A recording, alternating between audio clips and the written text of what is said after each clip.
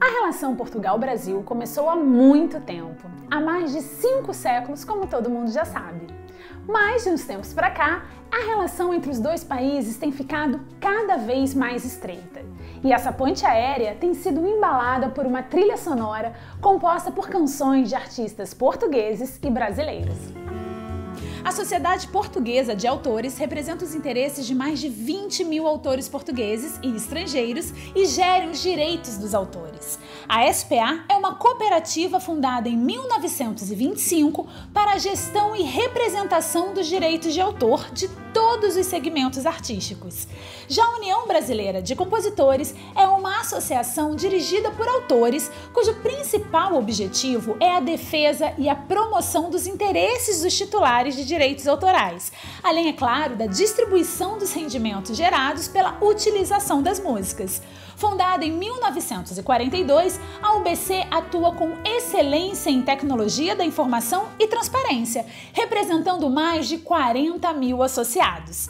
O Papo de Música celebra o acordo de reciprocidade entre essas duas sociedades. Por isso, a SPA e a UBC estão juntas nessa ponte aérea Portugal-Brasil. Alô, alô! Sejam muito bem-vindos ao Papo de Música. O programa dessa noite está muito especial, uma verdadeira ponte aérea.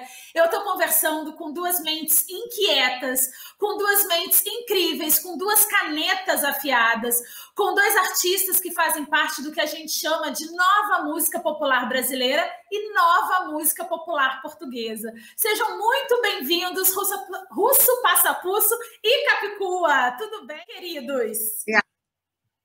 Tudo ótimo. Tudo ótimo, obrigada. Que alegria encontrar vocês dois, mesmo que seja por uma tela. Muito feliz de encontrar vocês, de conversar com vocês e muito grata também por vocês terem aceito esse convite. Eu vou começar com a Capicua, que é uma das cantoras, uma das rappers mais importantes de Portugal. O público brasileiro já conhece um pouco do trabalho da Capicua. Ela tem um disco muito bonito com o Emicida e com o Rael. A gente vai falar mais sobre isso ao longo desse papo. Mas, Capicua, eu queria que você começasse contando um pouquinho pra gente como é que começou a sua relação com o Brasil, porque, afinal de contas, você, além de ter um disco luso brasileiro, o seu disco mais recente também é inspirado no Brasil. Então, eu queria que você falasse um pouquinho sobre isso. Então, antes de mais, obrigada pelo convite e muito feliz de estar aqui. A minha relação com o Brasil começou porque eu sou uma amante da língua portuguesa e tento mesmo por militância quase consumir mais cultura lusófona do que cultura anglo-saxónica. Nós vivemos num mundo que é dominado pela cultura, sobretudo a produção cultural americana, mas não só, e eu tento consumir o máximo música em português, cinema, televisão, humor, tudo o que houver em língua portuguesa. E claro, o Brasil é o maior país de língua portuguesa, tem uma produção cultural incrível e obviamente desde miúda que estou habituada a ouvir falar português do Brasil, porque em Portugal nós consumimos muita música brasileira, muita novela brasileira desde logo, mas sobretudo também os meus pais eram muito fãs do Chico Buarque, do Caetano Veloso, então desde pequenina que eu acompanho a música brasileira, de certa forma, e à medida que me fui interessando por música, na adolescência, etc., fui sempre acompanhando o que se fazia no reggae, no rap brasileiro, na MPB, já para não falar da literatura, do cinema, das séries, do humor, e de facto sou uma apaixonada pelo Brasil, porque acho que de facto é um país de uma cultura extraordinária e de uma diversidade incomparável, e fui-me sentindo cada vez mais próxima, ao ponto de o algoritmo às vezes pensar que eu sou brasileira, porque eu moro no Porto e quando eu procuro, sei lá, agora já não acontece tanto, mas os algoritmos funcionam melhor, mas até há pouco tempo se eu escrevesse no Google dermatologista Porto ou pizzaria Porto, ele sugeria Porto Alegre. Então ele automaticamente, pelo meu consumo cultural e musical e aquilo que eu faço, e as minhas pesquisas, o Google acha que eu sou brasileira.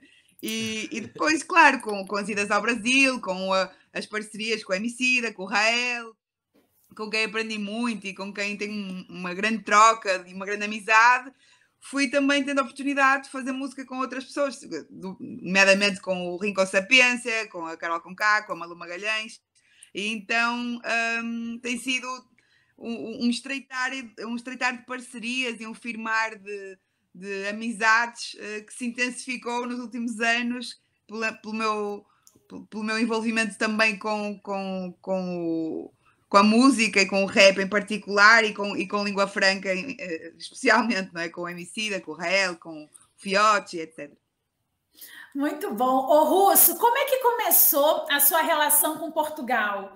Musicalmente falando, porque nós brasileiros, a gente já nasce com uma relação né, genética com Portugal, seja ela distante ou estreita, a gente já tem essa ligação. Mas musicalmente, como é que começou a sua ligação com Portugal? Então, eu sempre reconheci os sons do Nordeste ali, o Elomar, os cantos dos trovadores. Eu sempre me perguntei por que aquela herança sonora, como é que as pessoas apareciam ali de um local que só tinha lida com gato, com os animais, com a natureza, e de repente conseguiam fazer versos que ancestralmente me levavam mais para essa relação de trovadorismo, numa construção das violas, uma construção melódica, muito alinhada a isso.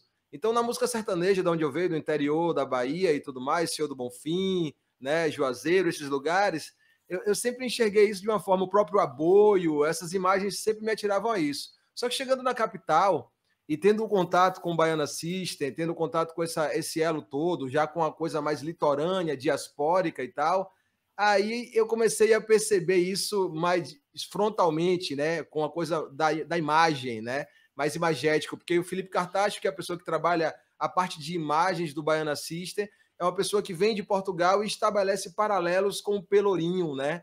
Paralelos de imagem. Então você vê, no interior da Bahia, que é sertão, que não tem mar, né? Eu consigo ver todos os sons e ouvir todos os sons de Portugal vindo naturalmente, né? Como a gênese que está no nosso sangue natural. E quando eu vou para a capital, eu vejo isso como imagens, como completando essa sensação audiovisual. E de forma de que a gente coloca como sentimento, naturalmente por causa dessa relação do português mesmo e de todos os êxodos que acontecem para Portugal, seja através de uma buraca, quando a gente ouve que quer fazer isso, ou o pessoal de Angola, ou da língua, ou como Portugal também faz as fusões das línguas dentro da história, a gente absorve muito os MCs e tudo. Então, acho que é um caldeirão de informação que vem de dentro para fora. É mais um auto-reconhecimento, né? Do que você vê algo que está lá fora e não faz parte da gente. Muito bom. Você sabe que o seu disco Paraíso da Miragem, eu reconheço várias coisas de Portugal. Eu reouvi ontem até, depois, enfim, que a gente tentou gravar e tal, e eu falei, gente, realmente essa coisa de... a língua portuguesa, ela é muito... o seu disco poderia ser de um cantor português, angolano, soteropolitano, carioca, talvez, porque tem muita mistura, né? Eu sinto que quanto mais eu vou... Mas é isso que eu acho muito... Pode falar, Capu, por favor. Não, eu ia dizer que é aquilo que eu acho que é mais engraçado nesta relação Portugal-Brasil, e sinto isso sempre que vou ao Brasil, é simultaneamente uma familiaridade, um reconhecimento, uma coisa assim meio de parentesco, não é? Se eu vou sei lá, Paraty, parece que estou em Portugal, mas nos trópicos, não é? É um reconhecimento e ao mesmo tempo há um exotismo. É tão familiar e tão diferente ao mesmo tempo que é estranho, é mesmo intrigante e ao mesmo tempo familiar. Porque isso, é como Paraty, parece uma aldeia, uma vila portuguesa, só que é no meio da floresta tropical, sabe? Então é simultaneamente familiar e exótico, e isso é engraçado. Sim. Eu sinto que quanto mais a gente vai pelo menos da minha experiência, quanto mais eu vou para minhas referências, você citando o Paraíso da Miragem, quanto mais eu volto para o interior, quanto mais eu volto para a roça, para a lida rural, quanto mais eu volto para isso, mais as melodias e os encaixes da música portuguesa vêm sem nenhuma forçação de barra, assim, a coisa já acontece. E eu achava que não, por estar mais perto do mar e olhando ali para o oceano, eu ia receber essas mensagens mais diretas e tal. É engraçado isso, mas é Sim, muito sim. bonito. Eu vejo nesses artistas aí todos, né, na coisa da construção mesmo, das cordas, do violão, dessa relação toda que bate como um raio, assim. Parece que a gente realmente vai tirando essas diferenças, essas distâncias através da música, né? Sim, sim. Ô Capicua, você nasceu no Porto nos anos 80, né? E você descobriu a cultura hip hop já nos anos 90, através do grafite, e logo depois pela música. Você é formado em sociologia. E as suas letras, elas são politicamente muito engajadas. E a gente sabe que o rap, ele é uma espécie de crônica, né? Narra muito a realidade em que a gente está inserido. Então, dá a impressão para a gente que é público que os artistas que compõem rap, eles tendem a ser mais íntimos, eles tendem a colocar para fora uma intimidade que outros compositores de outros gêneros conseguem talvez camuflar mais. Isso é verdade ou é uma impressão minha como ouvinte?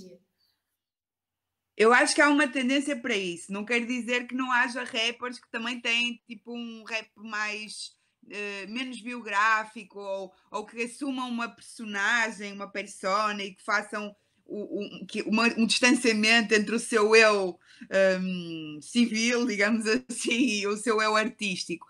Mas acho que tendencialmente isso acontece muito porque de facto o rap, comparando com outros estilos de música, tem muito texto, não é? Nós expomos muito as nossas opiniões, as nossas vivências, temos muito assunto, não é? Desenvolvemos os assuntos, os temas de uma forma muito complexa, muito profunda e ao mesmo tempo temos um discurso direto que interpela o ouvinte porque não quer ser música de fundo, não é? Quer captar uma atenção, quer ter um impacto. Então é como se estivéssemos simultaneamente com um megafone na mão, não é? E ao mesmo tempo ao ouvido de quem nos ouve. É um discurso que interpela, que chama o ouvinte, não é? Para que preste atenção e ao mesmo tempo é isso, falamos muito de nós, daquilo que são as nossas opiniões sobre tudo, aquilo que nos inquieta, aquilo que aquilo que são as nossas causas, aquilo que são as nossas visões de mundo e portanto, se calhar noutros estilos de música não há essa polivalência em termos de temas, não é? Sei lá, estou a pensar no soul, que eu adoro, é uma coisa mais emocional, muitas músicas sobre amor, sobre relacionamentos, o reggae, se calhar uma música mais espiritual, mais uplifting. Apesar de que existe soul e existe reggae, a falar de temas político-sociais, não é tão normal isso ser uma pauta muito presente. E no rap há toda uma variedade de temas. Há rap a falar de dinheiro, há ténis há rap a falar de amor, há rap a falar de política, há rap a falar sobre rap, há rap a falar sobre tudo. E essa polivalência, ao mesmo tempo a complexidade das letras, faz com que os rappers se exponham de facto muito. As pessoas conhecem as nossas opiniões sobre quase tudo, conhecem a nossa história, as nossas referências. Por exemplo, eu acho que quem me ouve, e acho que, por exemplo, quem ouve o Emicida também, percebe perfeitamente quais são os livros que nós lemos, quais são as músicas, os discos que nós ouvimos, quem é que nos inspirou, não é? Conhece a genealogia daquilo que é a nossa construção e a ancestralidade artística, não é? Eu acho que isso é super forte. Ô Russo, um dos motivos de eu ter juntado vocês dois é porque eu acho, e aí me corrija se eu estiver viajando, porque jornalista viaja, que o Baiana não é rap, mas é rap. Primeiro porque vocês têm uma parceria com o Benegão, que é um dos maiores rappers do Brasil há muitos anos, desde sempre, né? E segundo, porque amo vocês amo o Benegão. Quem não ama Benegão? E segundo, porque vocês também, nas letras, também dão essa referência de crônica, né? A música, talvez a mais popular do Baiana, a mais radiofônica, enfim, não sei, que é Tire as construções da minha praia, né? Enfim, vocês expõem um problema que estava acontecendo naquele momento. Enfim, você concorda com isso? Que o Baiana também tem esse quê de cronista musical? Com certeza, com certeza. São muitas referências dentro do Baiana ali, né? São muitas pessoas, é uma banda, a construção é muito ampla, trabalha com imagem, tem muitas participações. As participações do Baiana geralmente são pessoas que convivem com a gente, que tem uma troca muito forte, né? é todo um banho, tem um laboratório do carnaval e tudo mais. A minha raiz específica do verbo, né, de colocar letras e tal, veio de uma tentativa conseguida, né, uma tentativa que a gente conseguiu do Ministério Público, o sistema de som, de na Bahia aqui a gente fazer um sistema de som seguindo ali as histórias da Jamaica, gostando muito de pesquisar coisa da música jamaicana, porque aqui a gente tem um ritmo chamado samba reggae. Então, já na nossa matriz, o nosso ritmo de matriz para poder fazer esses trabalhos já era samba reggae. Já era uma matriz que tinha samba e tinha reggae, já era uma matriz misturada, né? E já tinha essa pluralidade, essa história do sincretismo musical, que vem acompanhado com tudo isso. Então, eu tentava fazer reggae e as pessoas falavam que era repente. Eu tentava fazer raga e a galera, não, Russo, isso é repente. Aí eu caía de novo em... Ai, meu Deus, voltei para Bonfim. Tava querendo ir para Jamaica, voltei lá para o interior. Aí fazia uma outra rima aqui, a galera ouvia e pegava um pandeiro. Eu falei, não, é um beat. E as pessoas, não, é um pandeiro. E eu ficava sempre tentando olhar para fora, atravessar o continente, atravessar o oceano, e cada vez mais a coisa ia para o sertão, ia para as referências principais. E a gente percebeu que isso de esticar esse elástico estava sempre voltando e batendo, né? A gente caía de novo dentro de uma situação de encontro ali, de conflito com a gente mesmo dentro da linguagem. Então, o rap, né, ele já vem também de uma estrutura da Jamaica, nos Estados Unidos, já tem muita mistura dentro desse liquidificador e a gente acaba colocando isso cada vez mais na frente. É interessante que a galera fala, o baiano é um rap, não tem rap, é um rock, tem rock, é um samba, tem samba, é um reggae, tem reggae. Eu acho que em tudo hoje em dia, se tá Benegão como um cara que canta rap, mas está cantando música popular brasileira e está sempre falando de Dorival Caymmi e está ali cantando funk até o caroço, de repente ele é um cara do HC, do Redcore, e a cultura hip hop é um dos expoentes que mostram que a gente pode ser plural, que não existe um rótulo específico na nossa música, porque ela nasce sem essa predisposição, sem essa pretensão de ter rótulo, fugindo dos ambientes ali para se libertar dentro de uma linguagem musical. Eu acho que é isso que o rap faz, somar tanto na nossa leitura, na nossa vivência, nesse diário imenso que todos passam e que cada um que ouve fala, eu também passo por isso, eu também sou que nem Capicua, eu também sou que nem Emicida, e aí tem uma identificação maior. Ô Russo e Capicua, uma outra coisa em comum na obra de vocês é o tema gentrificação. E eu acho isso muito importante porque estamos passando todos por isso, assim. Eu acho que não é uma questão brasileira, não é uma questão portuguesa, é uma questão do mundo inteiro. E aí, a partir disso, eu queria perguntar para os dois a mesma coisa. Como é que a gente encontra, vocês, artistas, encontram poesia num mundo tão... Eu vou usar as palavras de Jardim Macalé, num mundo tão trevoso? Eu acho que para mim é uma questão de gestão. Eu acho que aquilo que me incomoda, quando algo me incomoda, quando algo me preocupa, quando algo me entristece, e eu começo a pensar sobre esses temas através da escrita e da música, há um processo de catarse, de distanciamento e de reflexão que me ajuda, por um lado, a posicionar-me e a resolver alguma inquietação e às vezes a revolta e o sentimento de injustiça, mas também a tornar de fazer algo de positivo, né, daquela experiência ou daquela questão que me incomoda. Eu digo que é uma espécie de máquina que transforma merda em ouro. E a música para mim serve muito, muito para fazer isso.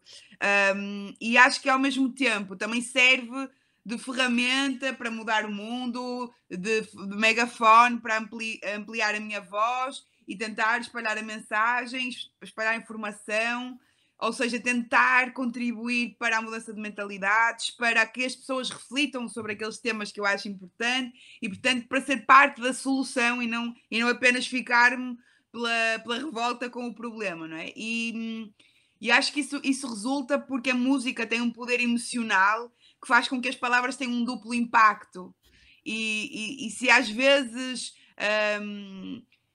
parece que tentam remeter a música a uma categoria de entretenimento, não é? Eu acho que cabe-nos a nós relocalizá-la ou reposicioná-la na categoria de arte, não é? E a arte tem que ter esse caráter disruptivo, tem que ter um impacto, tem que gerar uma mudança, uma transformação e às vezes até um incómodo.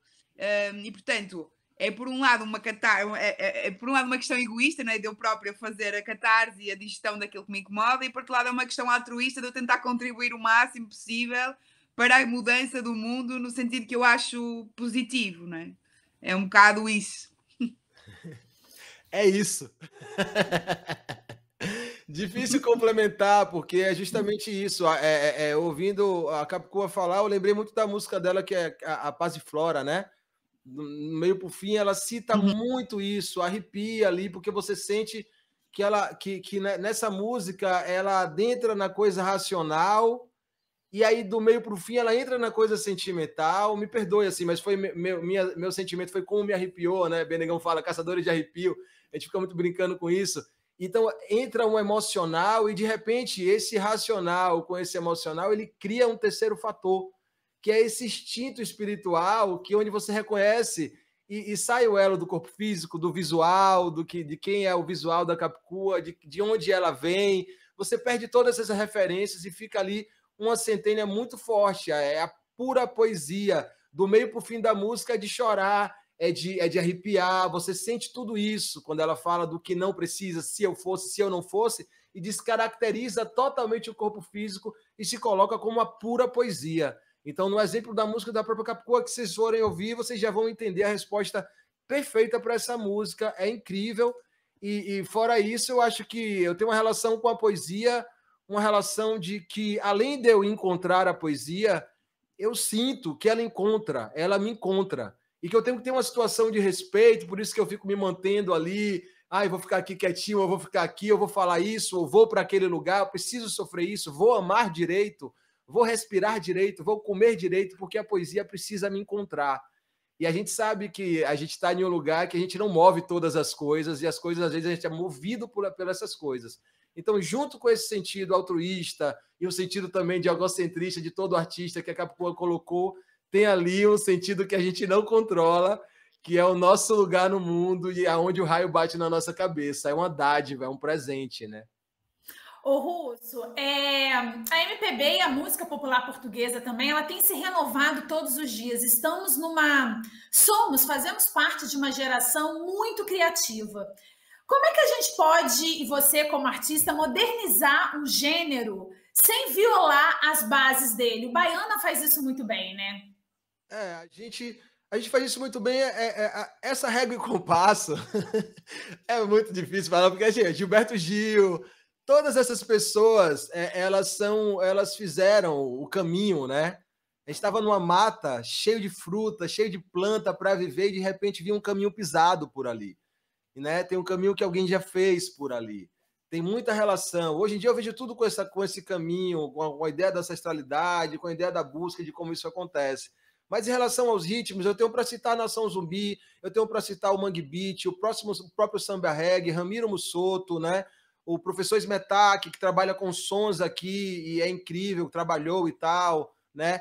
O Corroy, tem muita história, o Tom Zé, todas essas pessoas, elas já colocaram na base da mistura, de ter várias coisas dentro da gente. Eu acho que isso, principalmente, faz parte desse nosso conceito inicial, da ilha de Taparica até Salvador, até o Rio de Janeiro, de miscigenação e misturança, né? Dentro das nossas quilombagens e de todas essas relações que tivemos, isso vai se fazendo dentro da gente com uma força tão grande que não tem como fazer uma música que não seja assim. Às vezes as pessoas perguntam, como é que você consegue misturar? Eu não sei fazer diferente. E eu não sinto que eu estou misturando. Então é isso, já é assim. Ô, Capicua, o rap é o gênero musical mais ouvido do mundo, né? De uns 5 anos ou 6 anos para cá, ele ultrapassou o rock. E como é que é o mercado para as mulheres em Portugal que cantam rap? Porque aqui no Brasil a gente ainda tem um mercado muito restrito para as mulheres, embora elas estejam cada vez mais conquistando espaço, mas especialmente no rap ainda muito restrito. Como é que é em Portugal? Eu acho que a situação do rap de mulheres em Portugal é muito parecido com o que acontece no Brasil, mas a uma escala muito mais pequena e com alguns anos de atraso. No sentido em que, por exemplo, apesar de ter havido bastantes mulheres que começaram uma carreira no rap antes de mim, eu fui a primeira a conseguir ter uma carreira longa e com uma discografia com uma discografia longa também, não é? Porque o que acontece muitas vezes é que aparecem mulheres, mas vão desistindo e é difícil conseguirem resistir a um certo descaso e a muitos obstáculos que o duplo critério acaba por fazer pesar.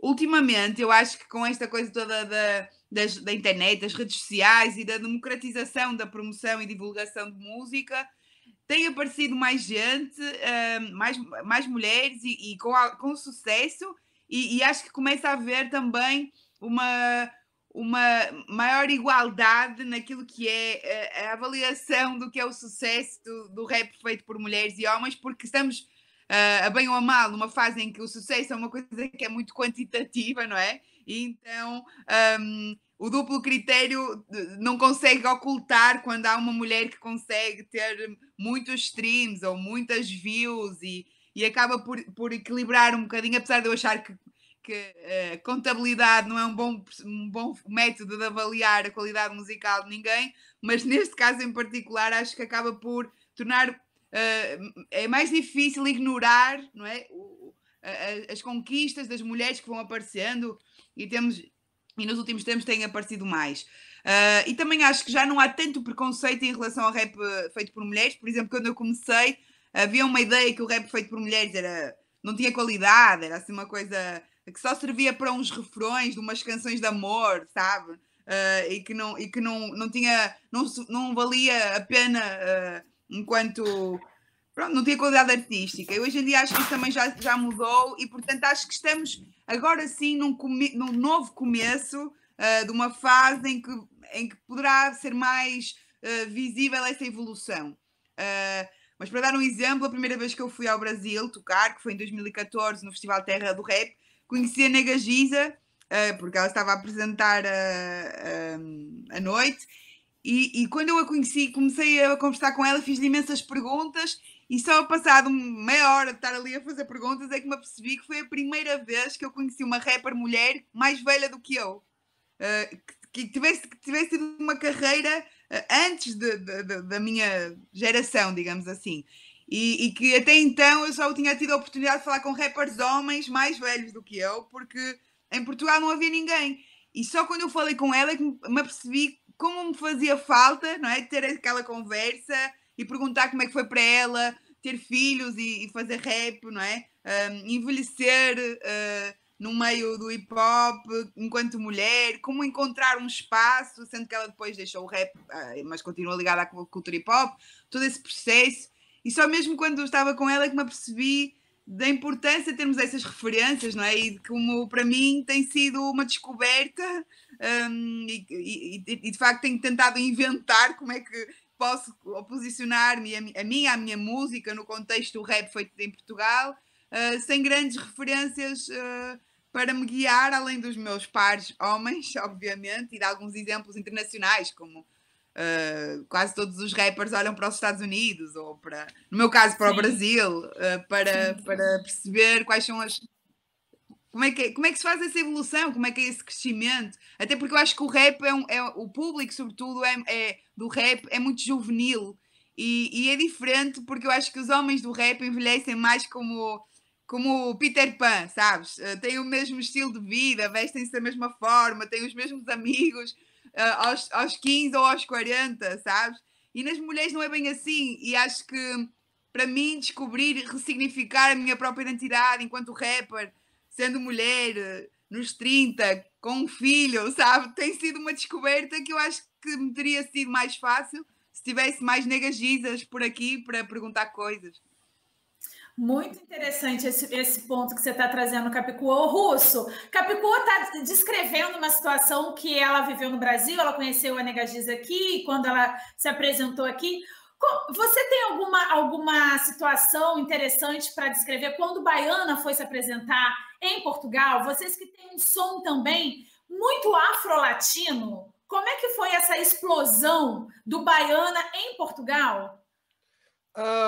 Eu tenho uma situação engraçada. Quando a gente foi tocar, acho que foi em algum desses lugares, que a gente muda direto o repertório, e aí o Baiana tem como ficar mais pesadão, mais rock, ou mais samba duro com duro, ou a gente consegue ficar mais Jamaica, mais dub, e aí a gente ficava mudando essas relações de acordo com a região que a gente ia tocar. E teve uma vez que eu fui tocar em Portugal, eu falei, galera, a gente está na praia, é perto da praia o lugar, eu não lembro direito. Vamos tocar reggae, não vamos chegar pesadão rock, gritando, fazendo aquela loucura, tocando os baculê, vem maluco, balaco, balaco. Não vamos fazer isso, não. Vamos chegar na moral, vamos chegar com reggae. Aí a gente tocou a primeira música, a segunda. Na terceira era uma música meio assim, que tinham essas referências de tambor, de tudo isso. Quando tocou essa música, o show mudou de vez. E aí eu olhava para a banda e ficava, muda!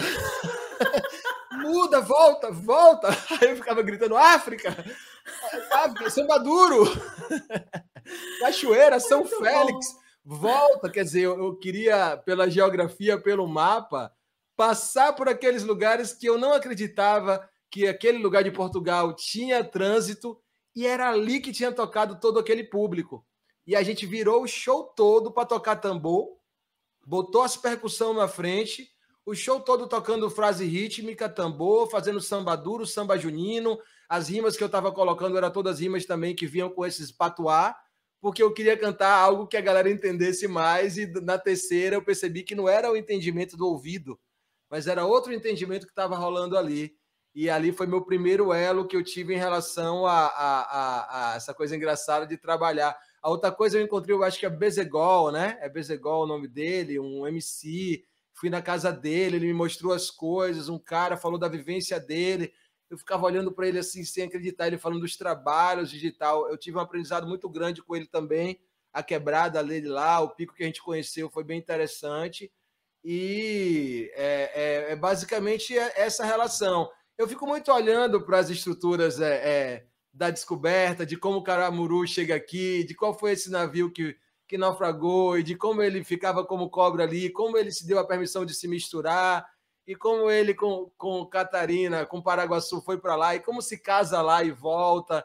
Então, essas coisas que muitas das vezes para a gente parecem fábulas, e a gente prefere olhar para a vida real mais coisas sofridas e não essa relação, elas também transitam com a paixão e com a descrição do que é essa relação que a gente tem de Brasil e Portugal. Fora isso, quando eu vejo uma costa como Cidade Alta, Cidade Baixa, que tem aqui em Salvador, em Portugal, eu fico louco. Assim. A primeira vez que eu vi isso, eu ficava tentando na mente jogar aqui o elevador Lacerda para frente de Portugal para me entender realmente como foi a coisa. Assim. Então, é uma busca maravilhosa, que vai de imagem, vai em tudo. Olha, gente, o papo tá uma delícia. Eu ficaria com vocês assim mais 5 horas, Capicua, mas a gente tem que encerrar. Eu queria perguntar para vocês dois, antes da gente ir para a nossa palhinha final, qual é o papel, na opinião de vocês, do artista em 2021? Mudou muito desde quando vocês começaram para hoje em dia? Vocês acham que, de alguma maneira, o artista de 2021 precisa se posicionar mais socialmente falando, politicamente falando? Qual é o papel do artista, na opinião de vocês? Eu acho que num mundo tão polarizado como é o mundo de 2021, não é? Em que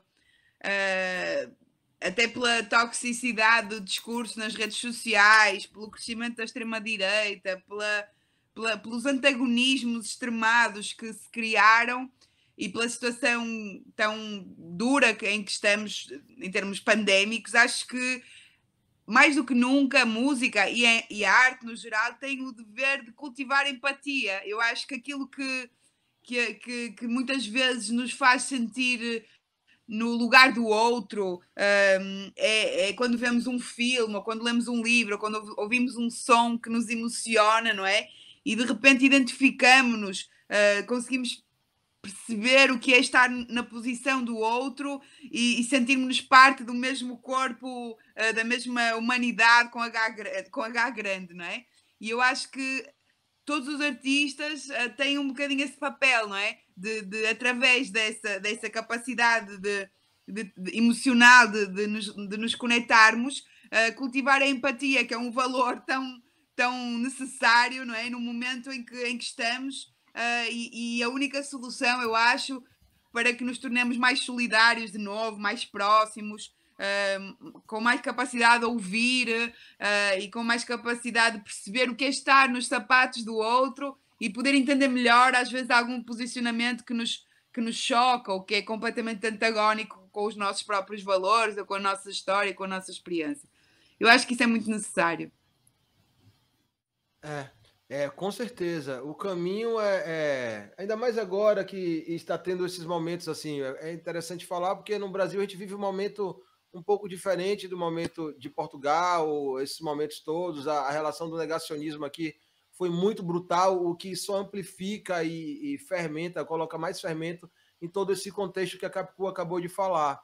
Isso virou um processo realmente de reafirmação, né, da gente saber por que a gente está fazendo peso no chão, é justamente isso, principalmente agora que as coisas estão sendo negadas.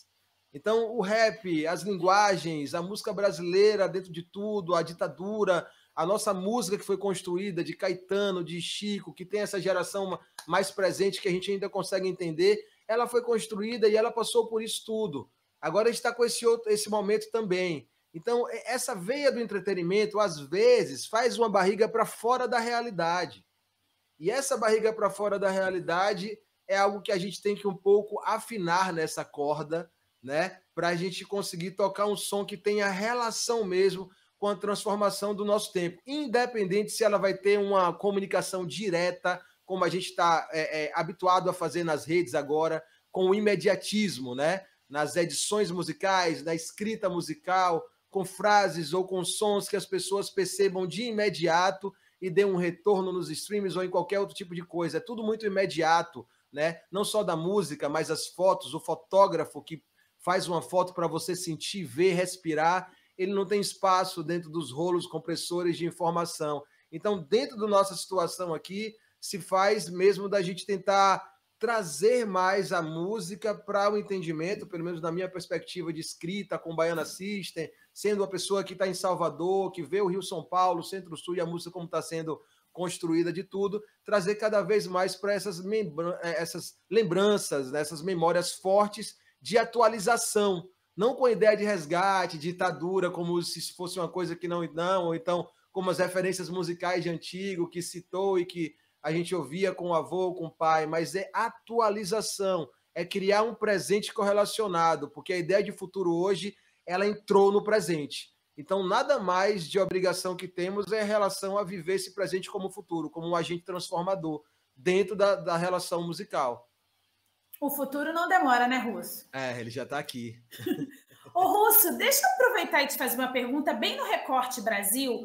O que você acha, qual a sua opinião sobre o público cada vez mais cobrando o posicionamento dos artistas, principalmente nas redes? Eu acho que é porque o público está cada vez mais se posicionando. Aí ele fala, eu estou me posicionando. E fulano, isso é bom. Isso é um efeito cascata natural, né? Cobra da mãe, cobra do pai, cobra do não sei o quê, fala ali, já teve toda uma separação tão grande, seus grupos de WhatsApp já se despedaçaram, eu preciso de alguém que fale por mim. Assim como a gente ouve as músicas, pô, Russo, fala um pouco do relacionamento. Por quê? Porque eu acabei de me separar. Ah, Russo, fala um pouco de sede. Por quê? Porque eu mudei e tá tendo, não tem água. Ah, Russo, fala um pouco dessa relação política. Por quê? Porque o Brasil não aguenta mais. Então, se eu pudesse dar uma resposta clara, porque a gente não aguenta mais. Seria por isso que o público tá cobrando. E eu vejo isso com ótimos olhos. Ele tem que cobrar mesmo porque a gente não aguenta mais. É esse fato. Que bom. E que venha daqui a pouco a cobrar mais amor, porque está se apaixonando, né? Mais revolta porque não aguentou com aquilo que aconteceu. E através disso, já que a gente também vive nesse mundo, tira os outros pela gente, como diria Zé Rodrigues, a gente vai norteando, tendo nosso entendimento mais coletivo dessa situação toda. é um reflexo de nós mesmos. O público é um reflexo de nós mesmos. A gente ouve música, a gente vai para show. Então é muito interno, assim. Quando você vê o público pedindo algo, pode ter certeza que tem um pedido seu também naquela direção. Se não tiver, que ótima novidade. Atualiza a gente.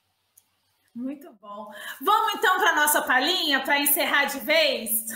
Palhinha! Ó, a palhinha é o seguinte, Capicu, eu vou começar com você. Uma música, pode cantarolar ou falar os versos, declamar os versos como você quiser, que te lembre muito Brasil. Ela não necessariamente precisa ter sido feita aqui, pode ter sido feita por um português, mas que te traga a sua lembrança para o Brasil. Que não seja minha. Que não seja sua. Minha. Que não seja sua. Isso é muito difícil, porque lembro-me logo de mil opções. Mas eu acho que... qualquer música do Caetano, eu não consigo escolher nenhuma. Mas acho que o Caetano... Ou melhor, sei escolher uma, a língua do Caetano.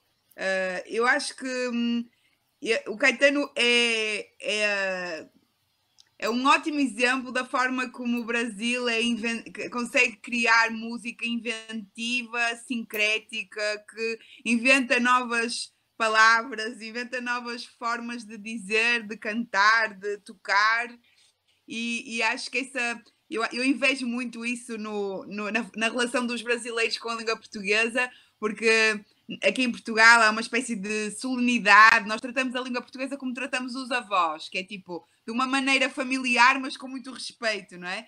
E o brasileiro tem mais aquela coisa de brincar mais, de não ter aquela, sabes, aquela medo de transformar e de misturar e de estragar. Então tem uma liberdade que eu acho que o Caetano Veloso personifica, sempre muito respeitador da gramática, não é? Que ele é todo ele é um rei cuidadoso com a língua, mas acho que a língua é uma letra que mostra bem a inventividade do Caetano e representa muito bem a forma como o Brasil transformou a língua portuguesa através da música. Muito boa escolha, Russo. Vamos lá. Uma música que te lembre, não precisa ter sido feita por um português, mas que te lembre Portugal. Tá. Eu vou fazer um link com essa coisa do Caetano. Eu não sei, quando eu era pequeno, eu ouvia muito assim, acho que já falei para as pessoas, sempre falo isso, que eu sou apaixonado, e minha primeira imagem musical foi aquela música lá em Bonfim, tinha um professor de violão que tocava na praça e eu ficava sentadinho ouvindo, e ele cantava As Velas do Mucuripe. Eu sou muito apaixonado por essa música, e depois eu descobri que no livro de Caetano ele cita o verso que me pegou e fez... Quero calça nova de riscado, paletó de linho branco, que até o mês passado lá no campo ainda era flor. Eu vi essa imagem quando ele cantou, e Caetano cita também essa imagem como algo esplêndido e tal, em algum livro, se eu não me engano, e eu sinto essa imagem passar com um canto poético, forte de tudo, quando liga tudo, quando tem uma relação com o arrastar da situação, né? Mas não é arrastar porque é talento, é porque é muito conteúdo de emoção. Então a música vem como fado, ela tem muito conteúdo, ela chega como tango, ela tem muito conteúdo, ela chega como a cúmbia, ela tem muito conteúdo, ela chega com ritmos que precisam dessa relação mesmo, de ondas, para que a coisa aconteça. Eu acho isso muito bonito, e isso me leva para uma herança maravilhosa, uma relação maravilhosa com Portugal, claramente. Olha, gente, eu estou aqui sem palavras para agradecer vocês dois. Muito obrigada por terem aceito o convite, por essa troca. Obrigada. Eu sou muito feliz de ser contemporânea de vocês, porque eu fico aprendendo o tempo inteiro, ouvindo o tempo inteiro. Russo, sou sua fã, presidenta do fã-clube. Adoro você sabe disso, adoro o seu trabalho. Capicua, muito obrigada pelo tempo, pela simpatia. Obrigada. Gente, eu fico tão feliz de ter sido escolhido para estar do lado da Capicua aqui. tão feliz, tipo assim, e aí você fala, não, porque você e a Capicua são muito. Eu falei, eu e a Capicua somos muito. Demais, que prazer. Eu devo dizer que eu quero muito voltar a Salvador e agora só de ouvir o seu sotaque fiquei morta de saudades de Salvador. Eu adorei Salvador. O mercado de São Francisco, eu era capaz de morar lá, sabes? Capicua, você tem que ir no trio elétrico do Russo. Pois venha, Capicua. Tenho mesmo. Venha pro navio pirata aqui com a gente. Quando passar a pandemia, me aguarde. Por favor, vou botar água no feijão. Quero muito. Tá anotado. Vou cobrar, viu? Eu também.